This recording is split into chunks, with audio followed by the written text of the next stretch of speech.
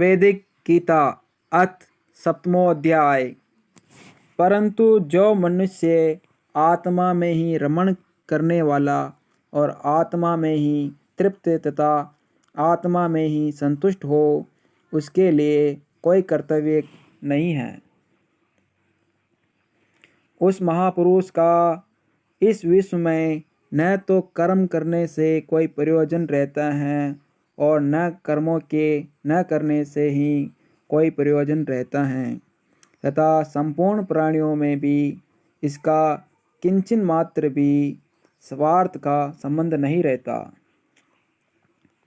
इसलिए तो निरंतर आसक्ति से रहित होकर सदा कर्तव्य कर्म को भलीभांति करता रहे, क्योंकि आसक्ति से रहित होकर कर्म करता हुआ मनुष्य परमात्मा को प्राप्त हो जाता है। जनकादि ज्ञानी जन भी आसक्ति रहित कर्म द्वारा ही परम सिद्धि को प्राप्त हुए थे। इसलिए तथा लोक संग्रह को देखते हुए भी तो कर्म करने के ही योग्य हैं, अर्थात तुझे कर्म करना ही उचित है। श्रेष्ठ पुरुष जो जो आचरण करता है, अन्य पुरुष भी वैसा वैसा ही आचरण करते हैं। वह जो कुछ प्रमाण कर देता है, समस्त मनुष्य समुदाय उसी के अनुसार बरतने लग जाता है। हे अर्जुन, मुझे इन तीनों लोकों में न तो कुछ कर्तव्य हैं और न कोई भी प्राप्त करने योग्य वस्तु अप्राप्त हैं, तो भी मैं कर्म में ही बरतता हूँ। क्योंकि हे पार्थ, यदि कदाचित मैं सावधान होकर कर्मों में न बरतूं तो बड़ी हानि हो जाए, क्योंकि मनुष्य सब प्रकार से मेरे ही मार्ग का अनुसरण करते हैं।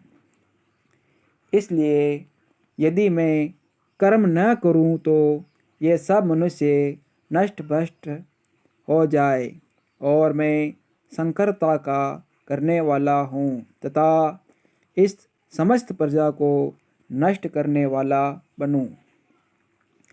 हे भारत, कर्म में आसक्त हुए अज्ञानी जन जिस प्रकार कर्म करते हैं, आसक्ति रहित विद्वान भी लोक संग्रह करना चाहता हुआ उसी प्रकार कर्म करें। परमात्मा के स्वरूप में अटल स्थित हुए ज्ञानी पुरुष को चाहिए कि वह शास्त्र विहित कर्मों में आसक्ति वाले अज्ञानियों की बुद्धि में भ्रम अर्थात कर्मों में अश्रद्धा उत्पन्न न करे, किंतु स्वयं शास्त्र विहित समस्त कर्म भलीभांति करता हुआ उनसे भी वैसे ही करवावे। वास्तव में संपूर्ण कर्म सब प्रकार से प्रकृति के गुणों द्वारा किए जाते हैं, तो भी जिसका अंतःकरण अहंकार से मोहित हो रहा है, ऐसा अज्ञानी मैं करता हूँ ऐसा मानता है। परंतु हे महाबाहो, गुण विभाग और कर्म विभाग के तत्व को जानने वाला ज्ञान योगी संपूर्ण गुण ही गुणों में बरत रहे हैं, ऐसा समझकर उनमें आसक्त नहीं होता। प्रकृति के गुणों से अत्यंत मोहित हुए मनुष्य गुणों में और कर्मों में आसक्त रहते हैं। उन पूर्णतया न समझने वाले मंद बुद्धि अज्ञानियों को पूर्णतया जानने वाला ज्ञानी विचलित न करे।